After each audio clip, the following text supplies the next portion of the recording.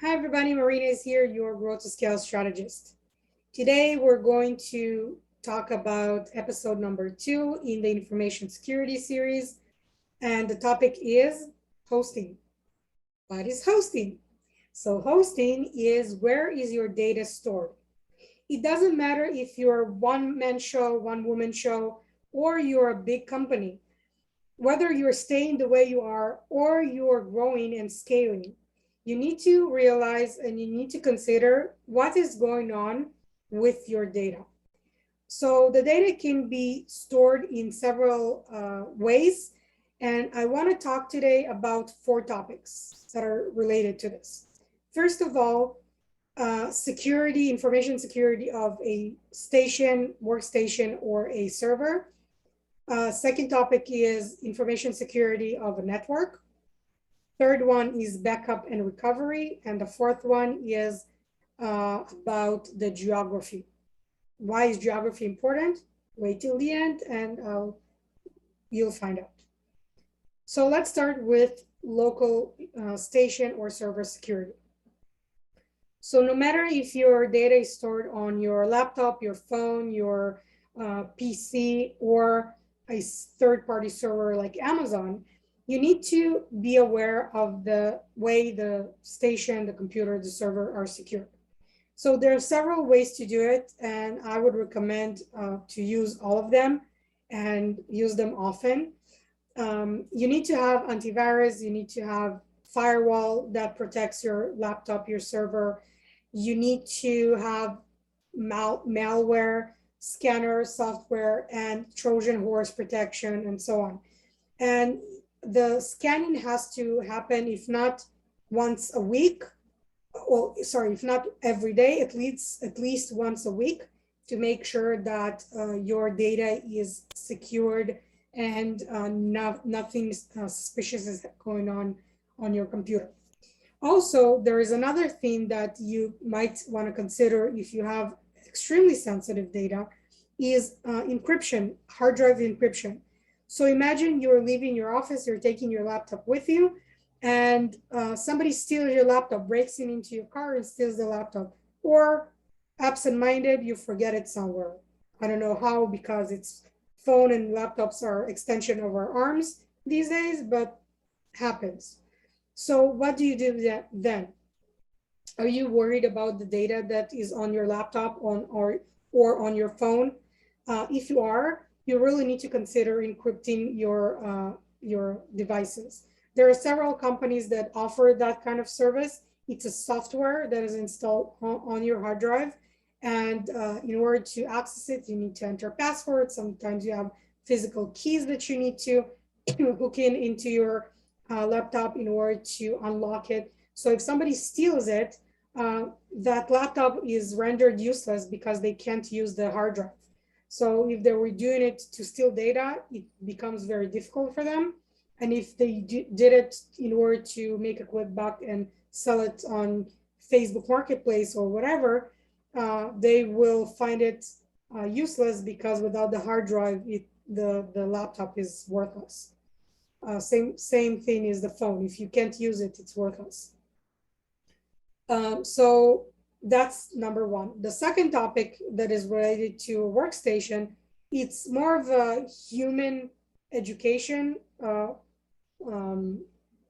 human or organizational education about information security, and I will touch about it in another episode.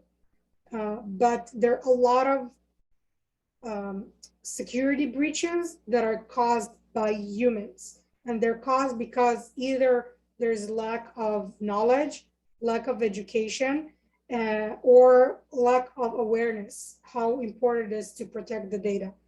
And sometimes it's the person's fault, but sometimes it's the organizational fault, because the organization cannot expect everybody to be caught up on the information security that is out there, the data, the information, the risks that are out there, and they need to educate their employees. It has to be the first one of the first things that they're educated on, even before their job education begins.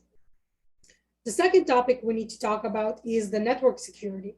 So networks, even if you're one device or you have 10, 20, 30 devices on your network, and when I say device, it can be a computer, it can be a smartphone, it can be even a printer. You would be surprised how printer can be important. Then you need to protect your network. So I mentioned printer. Let me give you an example. Did you know that your printers save copies of, or your scanners save copies of your documents for whatever it is configured to save? So maybe 24 hours, maybe a week, maybe a month. Imagine somebody hacks into your network. They can't hack in your computer because they have your specific workstation has firewall and it has antivirus. But how easy it is to hack into your printer and recover the last documents that you printed? What if it's legal documents? What if it's information that includes personal information from your customers or your suppliers or your personal information? Maybe you used your office printer to print something that is very personal to you. How would that make you feel? How would it make your customers feel? And what kind of trust level will you maintain with and your stakeholders? The stakeholders are anybody who is receiving or giving you service. Now, not only printer, but also network devices and your computers are vulnerable. So if your business is 100% dependent on being connected to the internet, and if you're not connected to the internet, you are not able to perform your operations or perform your business, conduct your business, sorry. It will be very difficult for you to do it if a hacker decides to attack your network and you're not protected by a proper security like a firewall, a proper firewall that is acquired from an internet security company. And there are several internet security companies, just to name few, Checkpoint that I worked for, Fortinet, Cisco. There are more routers, but they have security as well. You have many more, bottom line. Like, it doesn't come right now in my mind, but you have many more. And those firewalls, it's not enough that you just install them. You need to configure them. You need to monitor them for attacks, for vulnerabilities. And there are companies that actually do penetration tests into your network. They're considered to be white hat hackers. And I'll talk about black, white, and gray hat later on in another episode. But white hat hackers, they will try to hack into your network with the purpose of helping you secure it better. They will find vulnerabilities and then they will just help you seal those vulnerabilities so that nobody else can use them against you and your organization. There's a lot more to say about it, how the stolen data can be used. You can write in the comments below if you have questions. I'll be happy to answer them, but I want to jump into the next topic. So the next topic would be backup and recovery. So let's say you have all the security in the world and something happened, your hard drive crashed. And there was a lot of very useful, very important data in your network. Or if it's hosted outside in a third-party server, then their server crashed and the data was lost. So you need to understand, you need to make sure, and you need to verify that the data is being backed up. If it's a third-party server, in most cases, they will, not most, they will always have a backup, but you need to verify with them how often they back up the data and what is the process of you getting a copy maybe, or if there's a way to back it up more often. If they do it only once a month, maybe you need to pay a little bit more, but you will get better backup services. If it's locally on your station, you really need to create some kind of a process of backup.